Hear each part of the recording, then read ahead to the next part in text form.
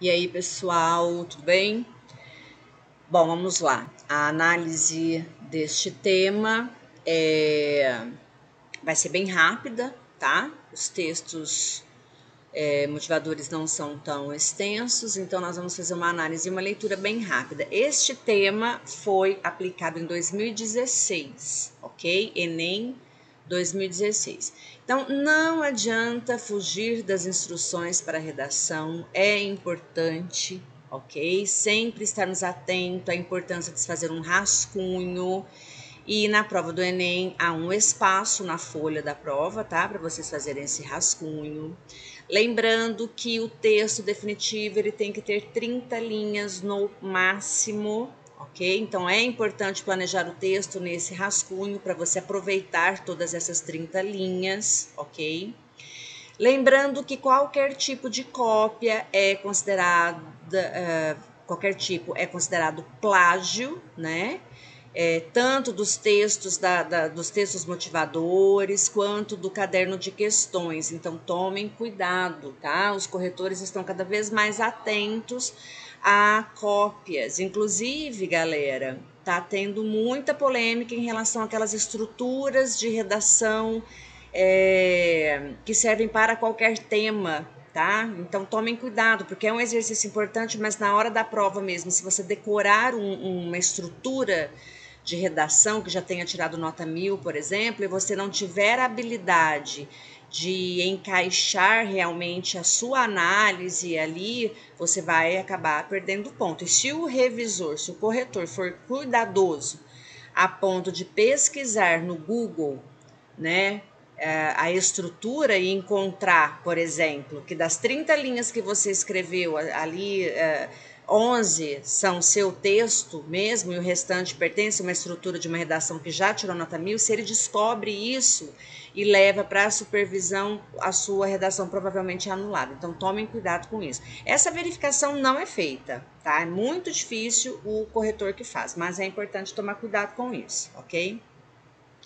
Bom, se o seu texto tiver somente 7 linhas, vai ser considerado texto insuficiente, você vai tirar 0, tá? Se você fugir ao tema, ou seja, se você falar de uma forma geral sobre o tema e não sobre as especificidades ali que estão sendo propostas, você também vai receber nota 0. Se você não escrever uma dissertação argumentativa, nota 0 também. Então tomem cuidado, tá? Assistam a minha aula sobre a tipologia, né? Que é uma dissertação argumentativa, tá bom? Se você apresentar uma proposta de resolução de problema que fira os direitos humanos, você também vai tirar 0. Então, qual é o melhor conselho aqui? Vai lá na internet, pesquisa, tá? Quais são os direitos humanos garantidos aí pela Constituição? Quando desrespeitamos esses direitos, tá? E aqueles recadinhos, né? Aqueles textos que às vezes a galera coloca de propósito para brincar, para zoar, não tá levando o exame ali a sério, também leva você a tirar 0, tá bom? Então, o primeiro texto, lembrando, né, qual é o tema de 2016? Eu vou lá para a proposta primeiro, olha lá, ó. Caminhos para combater a intolerância religiosa no Brasil. Então, palavras-chave: caminhos. Então, o próprio tema já coloca a necessidade de apresentação de propostas, tá? Então, nós temos um problema que não é discutível, tá? Não é questionável, que é a intolerância religiosa no Brasil. Ela existe. O próprio tema já está afirmando isso, tá? E a prova, então, propõe que se discuta quais são as formas de se combater essa intolerância religiosa, tá? Então, duas afirmações aqui implícitas é de que existe a intolerância religiosa no Brasil e de que é preciso combatê-la. Então, essas duas afirmações elas já estão presentes aí no tema, tá? Então, o que vai ser, então, solicitado ao candidato? Que ele apresente formas, caminhos para se combater essa intolerância religiosa no Brasil. Tomem cuidado, ok? Por quê? Nessa proposta, é muito comum que os candidatos comecem a apresentar várias propostas no decorrer do texto todo, tá? Isso é um problema? Se ficar desorganizado, é um problema, tá? No nosso caso, vocês vão terminar de assistir a esse vídeo aqui e já vão ver lá qual é a proposta que eu faço de discussão que vocês vão fazer, tá bom? Então vamos lá. O primeiro texto diz o seguinte: em consonância com a Constituição da República Federativa do Brasil e com toda a legislação que assegura a liberdade de crença religiosa às pessoas, além de proteção e respeito às manifestações religiosas, a laicidade do Estado deve ser buscada, afetando a possibilidade da interferência de correntes religiosas em matérias sociais, políticas, culturais, etc. Ou seja, temos uma lei, a Constituição Federal assegura a laicidade, o Estado é laico, né? Nós temos o direito garantido por lei de praticarmos a religião que quisermos, ok? E esta prática, independente de qual seja, se ela é da maioria da sociedade, das pessoas da sociedade ou não, ela não deve sofrer nenhum tipo de interferência, tá? Então, veja bem, nós temos aí então a legislação que garante essa prática diversa de manifestações religiosas, tá bom? Então, texto número 2. O direito de criticar dogmas e encaminhamentos é assegurado como liberdade de expressão, mas atitudes agressivas e ofensas de tratamento diferenciado a alguém em função de crença ou de não ter religião são crimes inafiançáveis e imprescritíveis.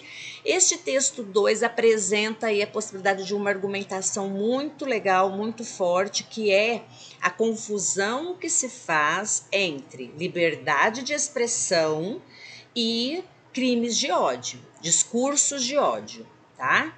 Então, veja bem, eu vivo num país laico, eu posso praticar a religião que eu quiser. Eu também vivo num país democrático, onde existe liberdade de expressão. Agora, dizer aquilo que se pensa não é exatamente dizer aquilo que se deseja. Então, tomem cuidado em relação a isso. A partir do momento que o meu discurso ofende o outro, então já não é mais liberdade de expressão, eu estou cometendo crime, tá? Então toma cuidado, porque olha lá, ó, atitudes agressivas, lembrando que as atitudes agressivas, elas não são necessariamente físicas, mas elas podem ser verbais, tá? Ofensas e tratamento diferenciado, inclusive. Tratamento diferenciado, qualquer tipo de desprezo, qualquer tipo de ridicularização, tudo isso é considerado crime, tá? Então, esse texto 2 aqui dá uma boa base para vocês pensarem sobre a importância de se discutir esses caminhos para combater, né? Porque nós temos aí nós temos uma lei que garante essa prática diversa de religião e nós temos uma lei também que delimita muito bem quando você está expressando uma opinião e quando você está ofendendo alguém, tá? Depois no texto 3, capítulo 1, dos crimes contra o sentimento religioso, ultraje a culto, impedimento ou perturbação de ato a ele relativo.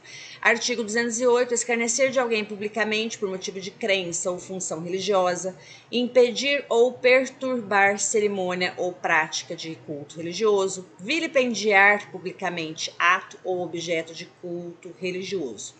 Então, cometendo esse tipo de ultraje aqui de impedimento, qual é a pena? Detenção de 1 mês a 1 ano ou multa. Parágrafo único. Se há emprego de violência, a pena é aumentada de 1/3 sem prejuízo da correspondente à violência. Então, nós temos aqui mais um artigo, tá? Que prescreve exatamente aí a punição para aqueles que cometerem esse tipo de crime aí, tá? Relacionado à prática diversa de religião.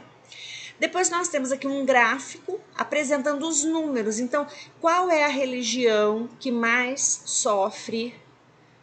Na verdade, assim, nós temos os números de denúncias, né? Quem são as pessoas que mais denunciam? Na verdade, qual é a religião que mais sofre de preconceito e etc e tal? Nós temos aí um número de denúncias, ó, de 2011 a 2014.